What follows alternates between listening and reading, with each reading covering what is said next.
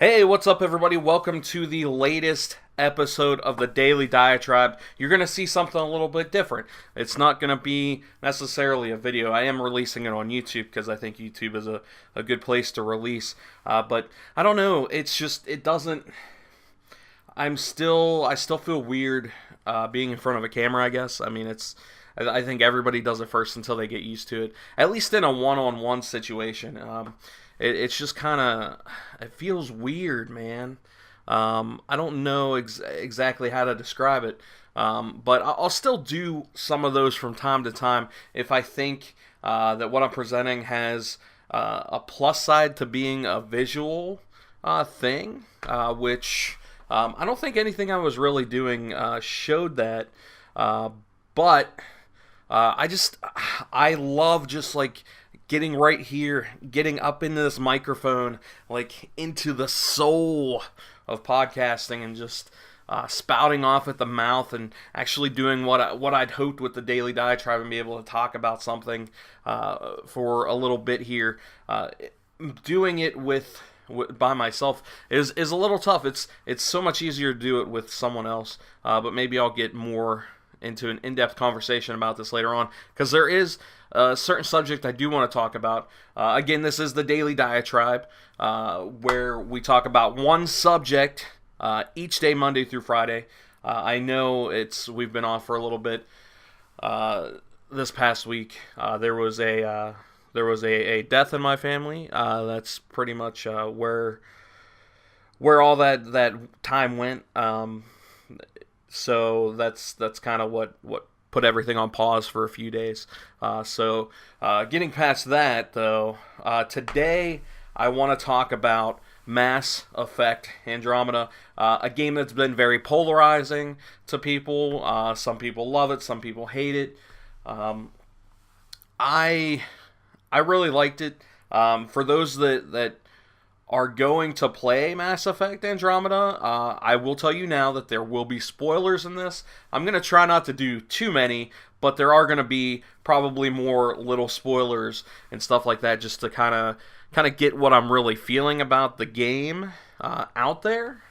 So I can man, I'm stumbling over my words a little bit today, but I wanted to talk about Mass Effect Andromeda because I did finish it over the weekend. I finally had the time to power through it, and even with its problems, I still found it an enjoyable experience. And towards the end, that game really turned around for me to where it was like I was going literally some days where I was like, I really just don't want to slog through this to get to the good stuff, which I would say is the game's biggest issue, is that there's so much to do, and so much of it doesn't mean a lot. At least it doesn't feel meaningful, and I don't mean that as a slight on the game. Like I really actually enjoyed it a lot. As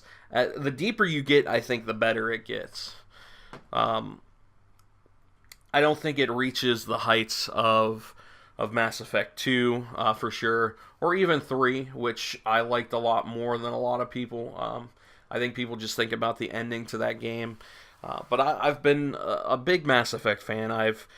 I played the original trilogy. I don't know how many times I've played through Mass Effect 2, because it's definitely the best of the series to date. Even with Andromeda in the mix. And I've read most of the books. I really enjoyed the Drew Caprician books. They were very good, and told some really good stories there in the expanded Mass Effect universe. And honestly, like that, those are the kind of stories I would like to see more from an expanded Mass Effect universe in that aspect. But anyway, Mass Effect Andromeda, It had its problems at first. They did put out a patch that fixed some of the graphical issues, some of the quote-unquote Deadeye, Uncanny Valley stuff. Those never, like, I've played enough video games to where I can kind of look past some jank a little bit. I mean, I think that's the best way to put it is to look past jank, because sometimes, especially with huge games like that, there's going to be some jank. It's it's unavoidable. I mean, well, it's avoidable. Let's not say unavoidable. Honestly, like when you're working with a company that's a big machine like EA, the reason it was avoidable is they could have pushed the game back a little bit, and I think, and fixed a lot of these problems before the game even came out. And that's probably in hindsight what they should have done. But they're a publicly traded company. They have to get this game out. They have to try to sell stuff in the last quarter, right before their new year starts and their new fiscal year starts. Like, I get that, but at the same time, I think it would have gotten a better reception and been more well received for what's a pretty good game, I think, in the long run. But Mass Effect Andromeda starts off kind of slow. I mean, I like the premise. It's all about exploration. You're coming into the Andromeda galaxy and exploring a new galaxy for the first time. You're trying to continue life in a new galaxy. And some revelations you find out later in the game make you understand the importance of it a lot more. I don't necessarily want to spoil certain things for people, but it gets way better towards the end, but the beginning is very slow. It's kind of almost plotting in a sense, and a lot of things don't really draw you in. It's more, for me at least, I think this game is harder to get into if you're not a fan already of Mass Effect. For me, it was just like, this is more Mass Effect. I love Mass Effect, so I'm gonna play it. And I like the slow moments. I can understand, and sometimes the slow moments are good because they help build to those big, cool moments. And at the very beginning, you do get some cool moments, especially when you're first exploring the planets. Like, that stuff is really cool. Seeing, what this new technology, the remnants, like all that stuff is pretty awesome. I did the EA Access trial before the game came out. One of my things is, like, right when you start to, like, really get into it, for the single player trial, that's when it ends, and it's like, what?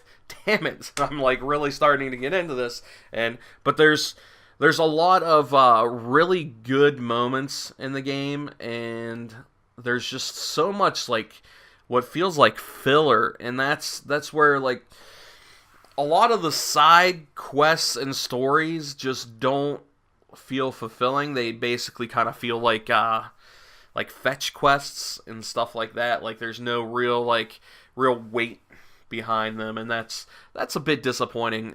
But I do think there's a lot of good. There's some really good character interaction work. I think a couple of the characters aren't fleshed out as much as I'd hope they'd be. Characters like, I don't think Cora was really a good character. At least she wasn't fleshed out enough. Like, you do get a little bit of her background and stuff like that, and I like that stuff. And I would almost go with, like, she's just kind of boring, and so is. And Liam's a bit boring too. I mean, I like some of his story beats and stuff, but like those two don't really stand out. I think the characters that do stand out are Jaal, which is the Angaran. And the Angaran race is new in Mass Effect Andromeda. In fact, there's two new races, but it's the only new race that you can work with in Andromeda. And yeah, the Jaal is the one that joins your team, and you get to interact with him and get to know him as a person and not judge him by the by the character, and not judge him by his race, the Angarans, and instead judge him by his character. And I think they did that character really well. He has a lot of conflict within himself, not being confident, stuff like that. Like, there's a lot of really good character stuff when it comes to Jaal and a couple other characters in the game. The Nakmor Drek, the Krogan, there's a lot of tough decisions for you to make as far as like the Krogans go, because you look at and this is this is me going off on a diatribe, which is kind of exactly what I wanted this podcast to be. But the Krogans in this game, there's tough decisions, because if you know the Mass Effect universe, you know the reasons why Krogans basically got neutered in a sense. Basically, there was this thing called the genophage that makes them. They used to be able to breed really fast, really quick, and they basically almost took over the galaxy, the Milky Way galaxy, at a certain point in time. So basically, it was made so that it's harder for them to breed. There's only like 1 in so many thousand that actually takes, stuff like that. But it helps make the Krogan very sympathetic, even though they're this brutish, tough race of warriors. You definitely have a sense of feeling for the Krogan, and there's tough decisions in this game about them, because there are points where you have to decide like what's best for humanity. Is it saving these Krogans or saving this other race? And if you don't save the Krogans, then you're going to have Drak pissed at you for not doing it, and things like that. And it's tough, because you look at a race like the Krogans and you look at how they're treated by the other races, and they're treated inferior. And the Krogans are essentially the underdogs of the Mass Effect universe, and you want to see them rise up and get what they have coming. You know, they shouldn't be pushed down because of past indiscretions. They should be on the same playing field as everybody else. And if you pay attention to the reactions that other races and other characters give them, they're not always given that chance, and that's kind of unfortunate. Because I think there's a lot of redeeming factors, and one of my favorite character relationships in that game is between you and the Krogan Drek, and between the Krogans in general, because I think their story stuff is a lot more interesting than some of the other stuff in the game. But I think I want to see the Krogans rise up. Yeah, you know.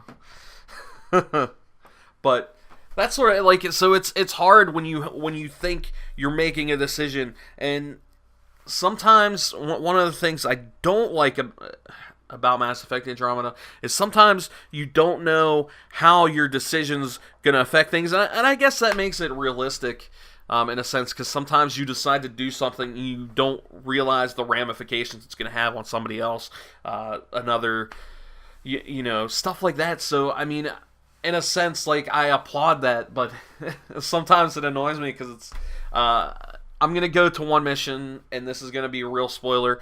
At a certain point, there's this antagonist race. It's called the Ket. They're basically essentially kidnapping different like Angarans and making them into them, kind of like assimilating. So there's a certain point where they're capturing a couple different races that you brought over to the Andromeda Galaxy, and the Ket are trying to figure out who is going to be more viable, like a good viable option for them to try to assimilate and turn into a Ket form. And in this mission, you have a tough call where you have to pick either the Solarians or the Krogans to save, and it's at a moment where it's a tough call, because for me, I didn't realize that, you know, because a little bit earlier in that mission, you get the sense that if you don't save Solarians, then that could be the end of their race. And that's kind of like, that was the thing that was weighing on my mind, was like, I don't want to have this whole race extinct. Not thinking, you know, a bit broader in a sense, as to what was going on, and not thinking that, yeah, we're saving their their ark, which is like basically the big ship that they came over on, over to the Andromeda galaxy in, and that there's a bunch of Solarians on there. But I wasn't thinking like that. I was just thinking like, oh my god, like if I don't pick the Solarians, they're gonna be extinct, and that wasn't the case. So, but I did pick the Solarians, and then Drek, who's one of my favorite characters. Like, the Krogan characters are always really well done, but Drek, one of my favorite characters in the game, was pretty pissed off that I chose the Solarians over the Krogans, and from that aspect, like it's, but if I had it done that, you also have your pilot, Callow, as a Solarian, and he would have been mad at you. I know, because he thanked me for saving the Solarians. So it's like, that's one of the cool things about Mass Effect is decisions can mean something. At the very least, they absolutely mean something to your interpersonal relationships between you and your crew, and that's the stuff that I've always liked about Mass Effect, and I think Andromeda does do that well in certain situations. Not always, but for the most part, they do that stuff pretty well. And the last third of that game gets really good. There's just so much epic shit happening that I just I walked away way more high on it. Like, I was totally on a high. That's why I absolutely needed to wait a few days to talk about it, and I tried to drown everything out and not even think about it for a few days so I could kind of let it bubble, let it simmer under the surface, so I could throw it all out here at you. But I really enjoyed the last third of that game. Like, once it ramps up and you start going on these really cool missions, really cool visuals, there are a couple moments in there that feel like straight out of Star Wars. I mean, man, there's some epic shit in this game, and it's absolutely, like, if you're a fan of Mass Effect, it is totally worth the quote-unquote slog to get through a lot of this game, to get to the last third of that game when it ramps up, and where you get a payoff. You get a payoff, and you kind of need to go through that slog to a sense, because you're trying to help these worlds, make these worlds viable for people to live on, basically make your mark on a new galaxy, and that stuff does pay off in the long run. It's just there's so much stuff to do. That a lot of it ends up not being so great because there's so much. I think if they would have focused on, put more of a focus on certain things, and not being too, it was kind of too broad in a sense, but like, the stuff that does hit is so good and so rewarding, at least for someone like me that has loved this series for so long. And I do think Mass Effect Andromeda is worth playing. It's especially, like I said, especially if you've been a big fan of the series like I have. It's worth playing, man. Those ending missions, like in like, the combat isn't like, I'm not gonna say the combat's the best. I mean, there's games that do third person combat better. I think overall the combat in like a Gears of War is better, and stuff like that. There can be a little bit of a word I like to use, jank, to the combat at times. But the combat does feel satisfying, especially once you level up and once you have your biotic powers, or however you want. I spec mostly biotic and stuff.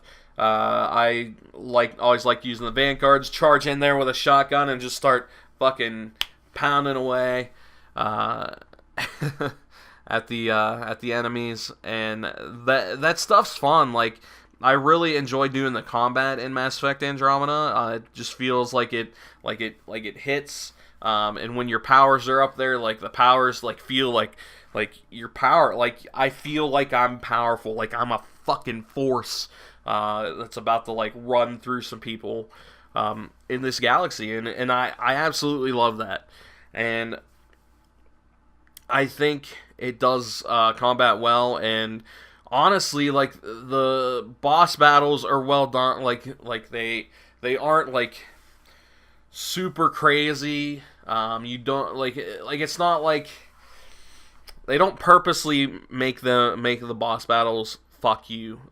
If you die or anything like that, it immediately feels like it's just like, oh, I fucked up.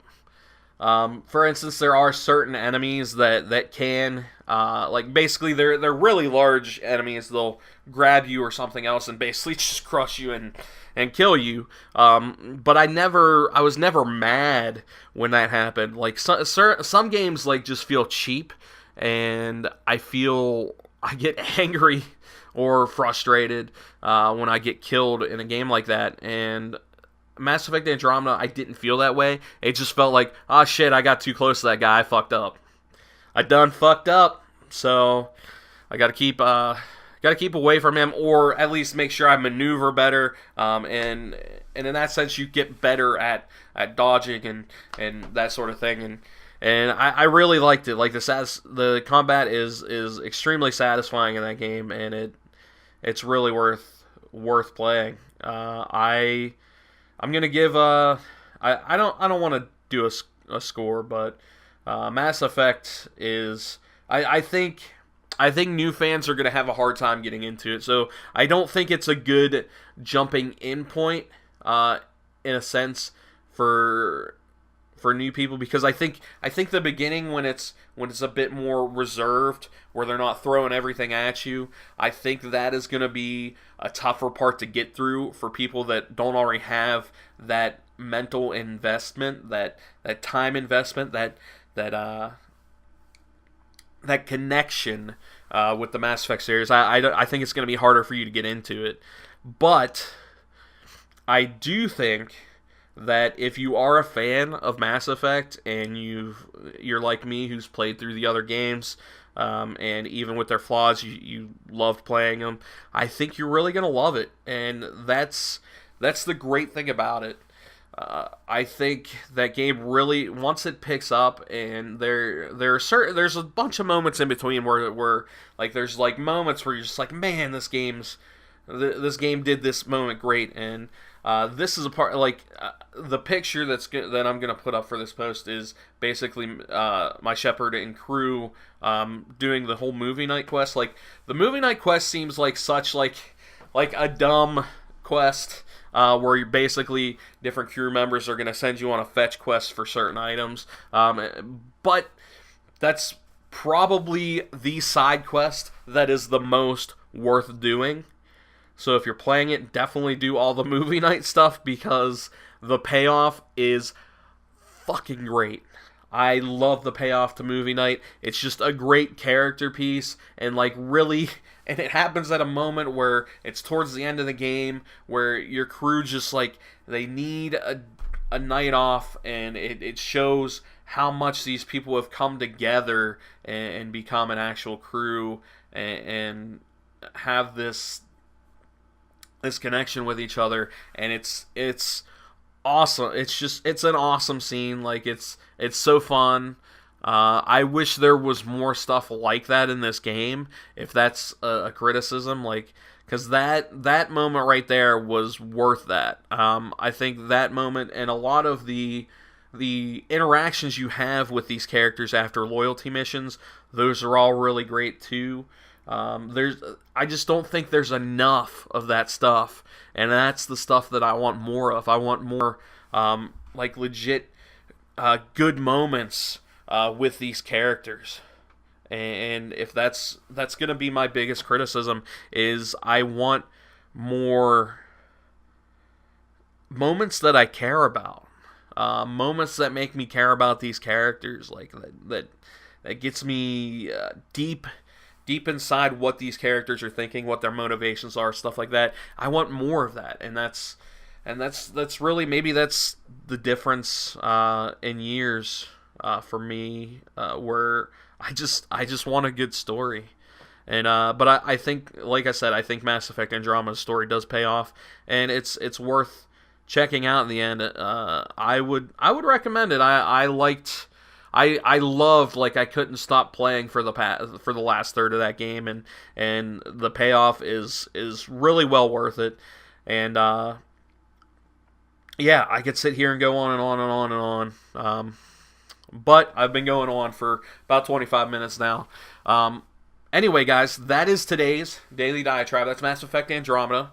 You can check it out if you want, or not. You know, that's your deal. Tomorrow I will be back and talking about another subject. I haven't quite decided on it yet. I'm thinking I'll either maybe talk about the Superman Rebirth stuff, because that stuff's kind of cool, or I will talk about the Invincible comics and how they're going to come and become blah, blah, blah, blah, blah, blah. They're going to be an upcoming movie.